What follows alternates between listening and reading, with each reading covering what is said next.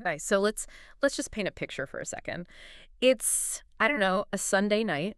Well, I know this feeling. You know this feeling. The Sunday scaries are just starting to kind of bubble up. You're lying in bed, maybe it's dark, one lamp is on, and you pick up your phone. Yep. And you tell yourself, I'm just going to check the weather for tomorrow, or I'm just going to send one quick text. But that is never what actually happens, is it? Never, not once. You open the app, and then suddenly it's like you're not in your bedroom anymore. You're transported. You see a guy you knew in high school, and he's like hiking in Patagonia or something. The light is perfect. He looks kind of gritty, but, accomplished. The perfect combination. The perfect combination. You swipe, you see a woman you used to work with, and she's posting a time lapse of her renovating a farmhouse kitchen. And it's beautiful. There are rustic beams. There's a sourdough starter bubbling on the counter. And then that's the moment. You look up from the phone. You look around your own room. Right. Exactly. I look around my room. I see a pile of laundry that I meant to fold 3 days ago. I see the empty cereal bowl from dinner because I was honestly just too tired to cook. Yeah. And I feel this actual physical weight in my chest. Mm. And it's not just jealousy. It's something quieter than that. And it's worse. It's this feeling that my life is just small, that I'm living in black and white while everyone else is out there living in, I don't know, IMAX Technicolor. That feeling, that specific feeling you're describing, is the absolute dead center of the intersection of psychology and technology that we have to talk about today. Because that feeling, that deep sense that you are behind or that your life is just fundamentally boring compared to everyone else, that is not an accident. Right. It's not a personal failing. No, not at all. It is a manufactured byproduct or the medium you are holding in your hand. And that is exactly why I am so, so excited about the deep dive we are doing today. We're looking at a collection of insights that are titled The Digital Mirage of a Meaningful Life. And we're zeroing in on this really provocative discussion within it called Why Simple Lives Look Boring Online. It's a fascinating and I think a really important piece of analysis. And I just want to set the table here for a second because our goal today isn't what you might expect. Yeah. Usually when people start talking about this stuff, the conclusion is always the same. Social media is toxic. Delete all your apps. Go live in a cabin. Exactly. Go live in the woods, touch grass, all of that. Which, let's be totally honest, I'm not going to do. I like the memes. I like seeing pictures of my niece. I'm not checking out. And you shouldn't have to. We are not here to be Luddites. We're here to do something different. Right. We want to actually dismantle the mechanism of why we feel this way. Yeah. We want to unpack why the internet is, on a technical structural level, just bad at capturing stability. And we want to explore a really, I think, radical idea that having a boring life might actually be the ultimate goal. That's the win, not the failure. That's the hook for me right there. The idea that boring is actually winning. But I guess before we can get to the winning part, we have to really understand the losing part.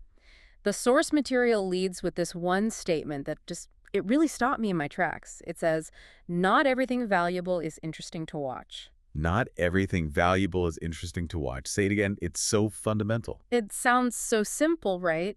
But when you really apply that to your actual day-to-day life, it gets incredibly complicated. Because we live in this economy of attention. If something isn't interesting to watch, our brain just sort of assumes it has no value. We've completely conflated watchability with worth.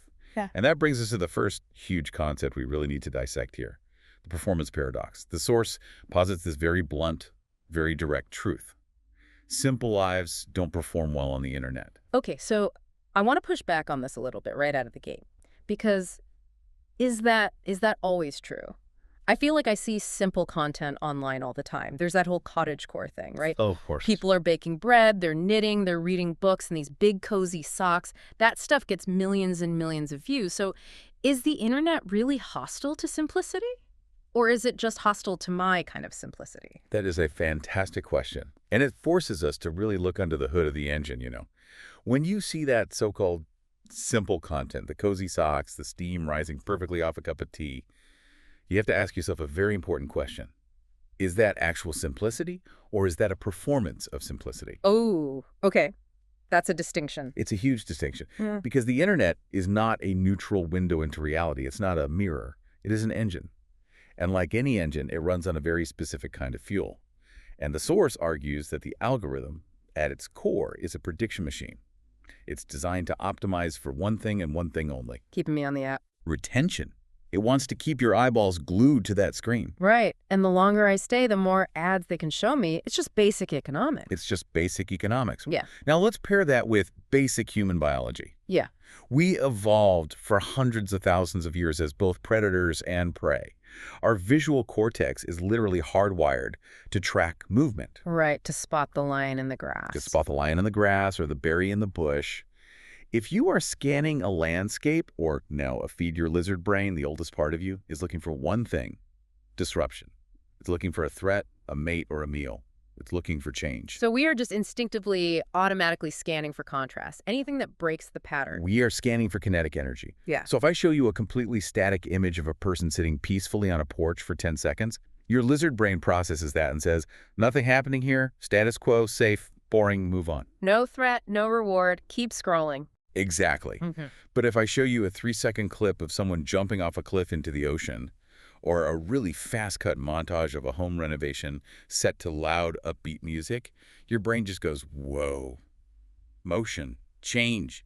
Pay attention to this. So when I see those simple cottagecore videos, they're not actually simple at all. They usually have this beautiful aesthetic lighting. They've got some lo-fi beats in the background. There are quick cuts between the bag of flour and the kneading of the dough and the shot of the oven door opening.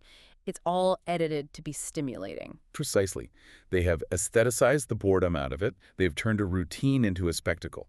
But actual real-life simplicity, the kind where you just sit on your couch for 45 minutes straight, just staring at a wall because you're trying to decompose after a long week at work. That is visually dead. There is nothing there to see. It's worse than dead. Yeah. It is biologically invisible to that reptilian part of our brain that is driving the scroll. Ah. And this, right here, this is the paradox. Yeah. The internet rewards spectacle, it rewards hustle, and it rewards constant, unrelenting novelty. Let's talk about the novelty part for a second, because that's where I really feel the pressure. It feels like I can't just do the same thing twice. If I go to the same coffee shop every morning, I can't post about it every morning. Of course not. Yeah. Because stability is, by its very definition, repetitive.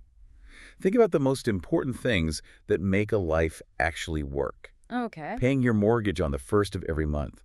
Walking your dog on the exact same route at 6:30 a.m. every single day. Eating the same healthy breakfast to keep your energy stable. It's the repetition that builds the foundation. I mean, if I didn't walk the dog, he'd destroy the house. If I didn't pay the mortgage, I literally wouldn't have a house. Right. Those things are the bedrock of a stable existence. But visually, to a camera, repetition is the absolute enemy of engagement. If you post a photo of your oatmeal on Monday, your friends might say, oh, yum. Right? If you post the exact same photo of the exact same oatmeal on Tuesday, Wednesday, and Thursday, They think I'm having some kind of mental breakdown, or they just mute me because I'm clogging up their feed with old news. exactly. The algorithm interprets same as stale. It reads repetition as a bug.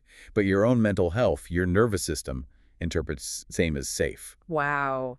That is a massive, massive disconnect. The very thing that makes me feel grounded and sane, my routine, is the very thing that the algorithm is designed to punish and bury.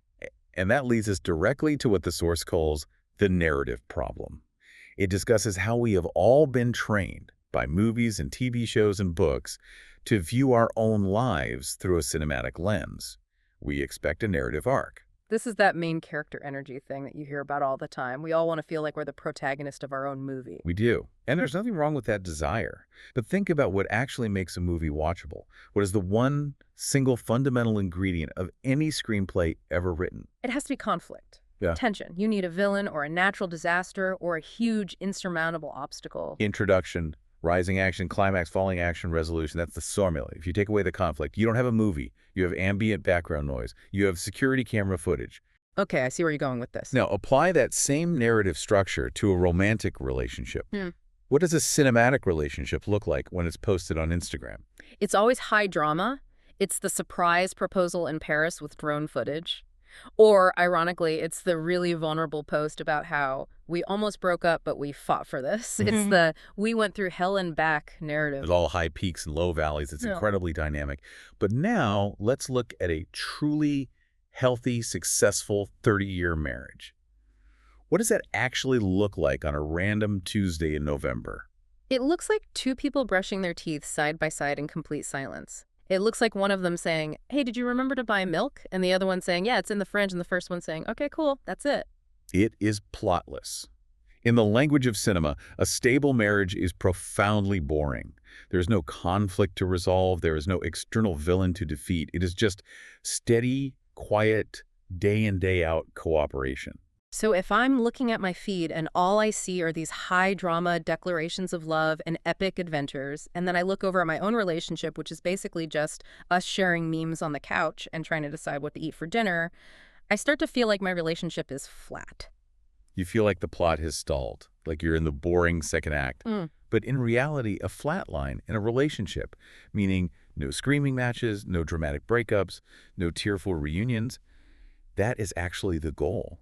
Think about it. In a hospital emergency room, a flat line on a heart monitor is death. In a marriage, a flat line of mood is peace. I love that distinction. That's so powerful. We are just so conditioned to think that flat is bad. But if your mood is flat, if it's just this steady contentment, that's an incredible luxury. It is the ultimate luxury. It is what we should all be striving for. But because it lacks narrative tension, it feels the algorithm. The algorithm wants a heartbeat. It wants spikes, up and down, up and down. Engagement comes from a strong emotional reaction. Peace requires no reaction at all. This really explains why I feel this weird pressure to jazz up my life for the internet. If I have a weekend where absolutely nothing remarkable happens, I feel like I can't post about it. And if I can't post about it, a part of my brain feels like the weekend didn't count. And that feeling, that pressure, brings us directly to the second major section of this deep dive. The rebranding of boring as unambitious.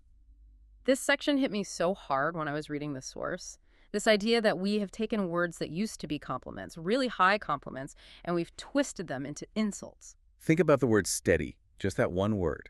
If you go back to the 1950s or even the 70s or 80s, calling someone a steady man or saying they had a steady job was one of the best things you can say about them. It meant you were reliable, you were dependable, it meant you were safe, you weren't a gamble, you were a sure thing. It meant you had conquered the chaos of survival. It meant you had built a fortress against the unpredictability of the world. That, for generations, was the American dream. But through the specific lens of the online world, steady has been completely warped. What does steady sound like to you now? It sounds stuck. It sounds like you're settling. If you're steady, it means you're not growing, you're not crushing it or leveling up. Exactly. Steady has become a direct synonym for stagnant. And this is driven almost entirely by the hustle culture that just permeates all of social media. There is this immense, unspoken pressure to be constantly performing ambition. It's not enough to just have a job anymore. You need a side hustle. You need to be investing in crypto on the side. You need to be training for a marathon in your free time. You need to be pivoting. You have to be launching something. You have to be disrupting an industry. If you are not in a state of constant, visible metamorphosis, the internet treats you as if you are slowly dying.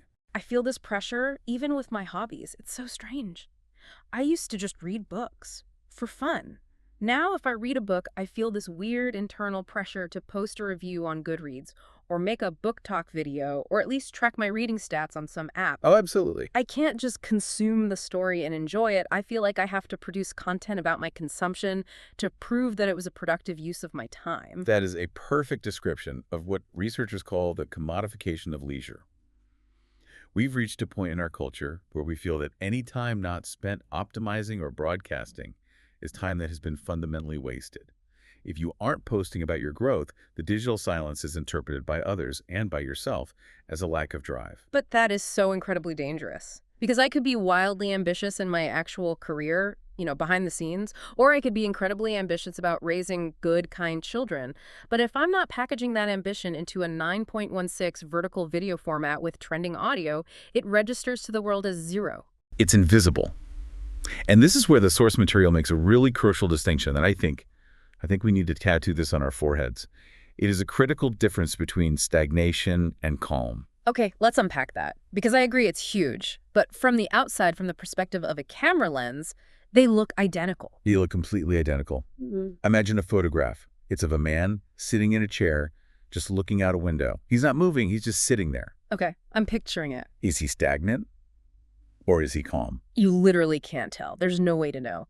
He could be paralyzed by a deep depression, completely stuck, or he could be having the most profound and peaceful moment of his entire life. Exactly. Stagnation is an internal state. It is the feeling of being trapped. It is wanting to move but being unable to. It creates friction, it creates anxiety, it creates a kind of internal rot. It's like muddy water that can't flow. It just sits there. It's a perfect analogy. But calm is completely different. Calm is the absence of the need to move. It is being settled. It is looking at where you are right now in this moment and saying, this is good, this is enough. But the visual language of the internet, it can't speak internal state. It doesn't have a vocabulary for that. It only speaks action. So it defaults to the only interpretation it understands. It assumes that a lack of action must equal a lack of progress. And because we are deeply social creatures who care what the tribe thinks, we internalize that judgment. We start to fear our own calm. That is, wow.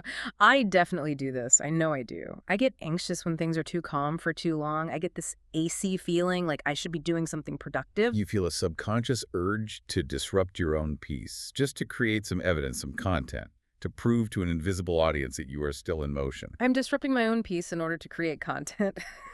That is sick, actually. When you just say it out loud like that, it sounds like a genuine pathology. In many ways, it is. It's a form of social dysmorphia. We are actively warping our own reality to try and fit a metric that was never designed to measure our well-being in the first place. And this feeds right into the whole comparison trap, which is the third big pillar of this whole discussion. But the source frames it in a way that I hadn't really thought about before.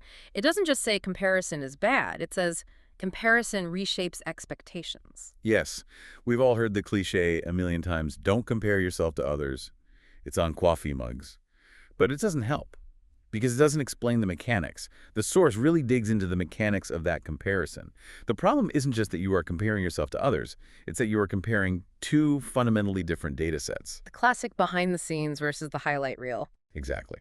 But let's get even more specific. You have 247 access to the raw, unedited footage of your own life. You know that 5 minutes before you took that cute selfie, you were yelling at your cat for puking on the rug. You know that you feel bloated today. You know you're secretly worried about that weird rattling noise your car is making. I have the blooper reel, I have the scenes on the cutting room floor, and I have hours and hours of the most boring B-roll imaginable. But when you look at an influencer's page, or even just the page of a friend from college, what do you actually see? I see the movie trailer, I see the Super Bowl commercial for their life. You see a curated, color-graded, sound-mixed, highly optimized selection of individual seconds. To compare your internal feeling of life to their external image of life is statistically nonsensical. It's like trying to compare the feeling of hunger to a photograph of a hamburger.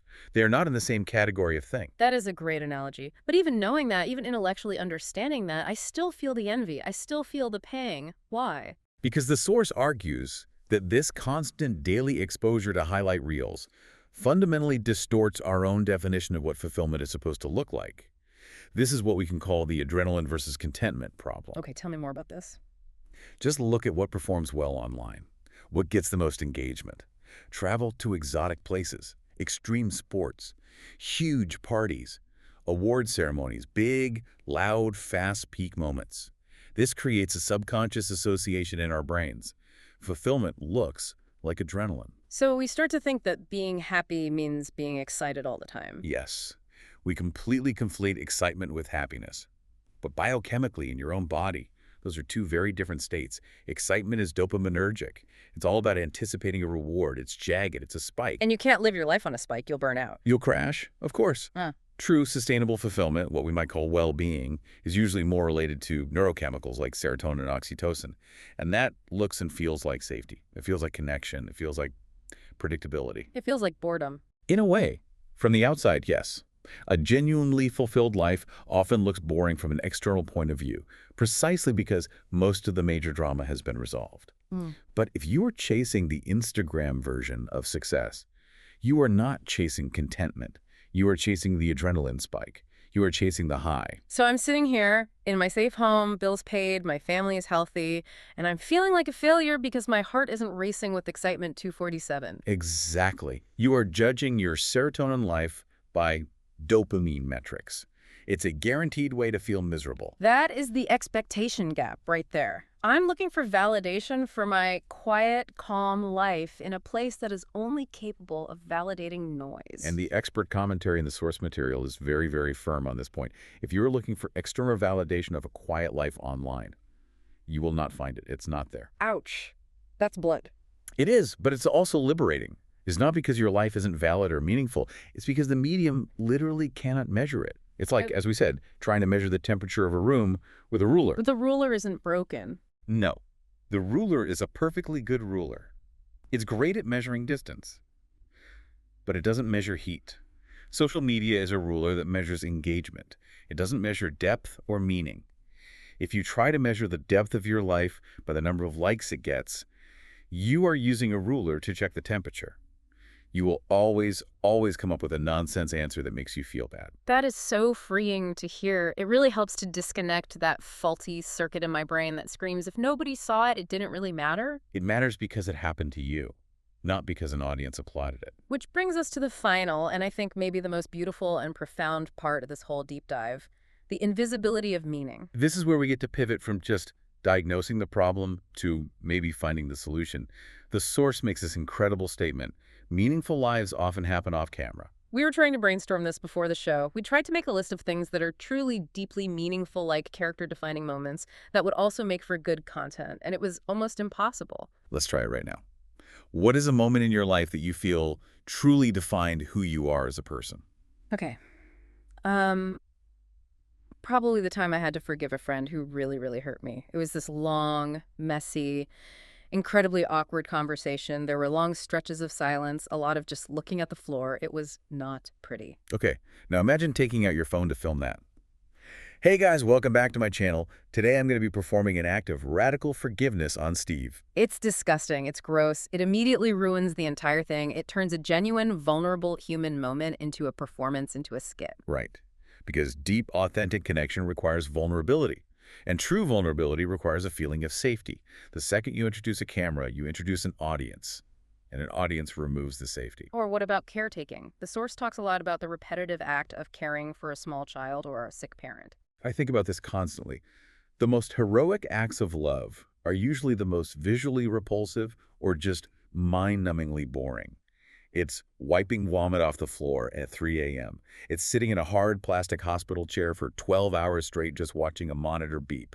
It's changing an adult diaper. If you posted a video of that, people would be horrified. Or they would think you're just fishing for sympathy and attention. But that is the actual fabric of love. Love isn't the wedding photo. Love is shown in the trenches of the mundane. It is shown in the act of showing up over and over and over again, especially when it isn't fun or photogenic.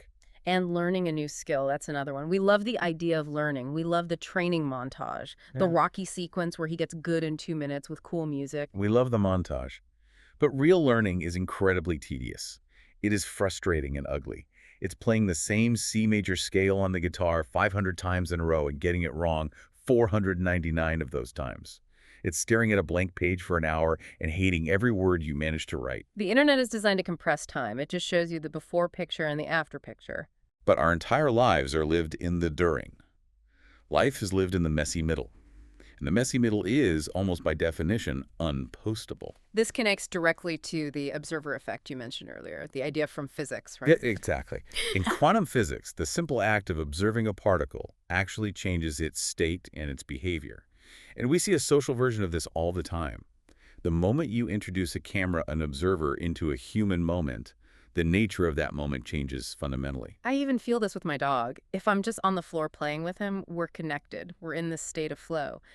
The second I reach for my phone to record how cute he's being, the energy shifts. He stops playing and looks at the phone. I start thinking about the lighting and the angle. You have shifted your role from participant to director. You're no longer living the moment. You are now curating the moment for an audience. You have stepped out of the river of life to stand on the bank and take a picture of the water flowing by. So if a moment is truly deep, truly immersive, it is almost by definition unpostable. Because if you were really in it, you wouldn't have the presence of mind or the desire to film it. Exactly. The most valuable moments of your life will leave no digital trace. And that is a feature, not a bug. So this is really about learning to separate entertainment value from life value. We have to. They are not the same thing. In fact, they are often inversely correlated. The things that make a video go viral, shock value, speed, loud noise, conflict, drama, are the very things that make a human life chaotic and stressful. And the things that make a life genuinely good, Patience, nuance, rest, quiet connection, slow growth are the very things that make a video completely unwatchable. So if your life has very low retention rates, if you know that people would get bored and Mhm. scroll away from a live stream of your average day, that might just be a sign that your life value metrics are through the roof. I love that framing. My life has terrible retention rates, but it has a 5-star user satisfaction score. Exactly. You have to decide if you're optimizing for the user, which is you, or for the viewer. So, okay, let's bring this all home. We've covered a lot of ground here. We talked about the performance paradox, how our ancient lizard brains are just wired to crave spectacle. We talked about how the word steady got rebranded as unambitious. We really dug into the difference between internal calm and external stagnation. We looked at the comparison trap and how our brains are tricked into mistaking adrenaline for genuine fulfillment. And finally, we landed on this really comforting reality that true meaning is often invisible to a camera lens. So what do we do with all of this? Because like I said at the beginning, I'm not throwing my phone in the river. No, of course not. The solution isn't abstinence, it's literacy. It's developing a new kind of media literacy for the 21st century. We need to stop using the internet as a mirror. Because a mirror is supposed to reflect reality. But social media is not a mirror. It is a projector. It projects a curated, edited, hyper-stimulated fantasy onto the wall. If you stand in front of a movie projector expecting to see your own reflection, you're just going to get blinded by the light. You're going to get a headache and wonder what's wrong with you. So when I'm scrolling and I see the perfect trip to Bali or the sourdough kitchen, You should acknowledge it for what it is. Entertainment. It's a short film. It's a commercial. You don't watch The Avengers and then feel bad about yourself because you can't fly. You shouldn't scroll through Instagram and feel bad about yourself because you aren't living in a perpetual golden hour. it's just about adjusting the filter in my own mind. It's about realizing that my boring Tuesday isn't a failure. It's just reality. And that reality, that boring, safe, steady, predictable reality, is the foundation upon which everything good in your life is actually built. Before we sign off, we always like to leave our listeners with a specific thought experiment to chew on. And the source material has a really great one for this topic. This is a powerful one. So if you're listening, I want you to really try this. You can close your eyes if you're not driving. Imagine you were to subtract everything in your life that is postable. Okay, so take away the vacations, take away the weddings and the big parties, take away the career promotions and the milestones, take away the fancy dinners you went to, take away the beautiful sunsets. Strip it all away. Every highlight. What is left? That's a scary thought. I mean, for some people, the answer might be loneliness or nothing. And if the honest answer for you is nothing, then maybe you do have some real work to do. Maybe you've been living your life for the feed. But But if what is left is peace, if what is left is a quiet, simple routine that you actually enjoy, if what is left is a comfortable silence with someone you love, or the quiet satisfaction of a job done well, even if nobody saw you do it. if what is left is a life that feels good to live from the inside, even if it looks like absolutely nothing from the outside. Then you aren't boring. You are just happy in a way that the internet is fundamentally incapable of understanding. You're winning the game that actually matters. Exactly. I think I'm going to go make a coffee, and I am not going to take a picture of it. That sounds like the perfect plan.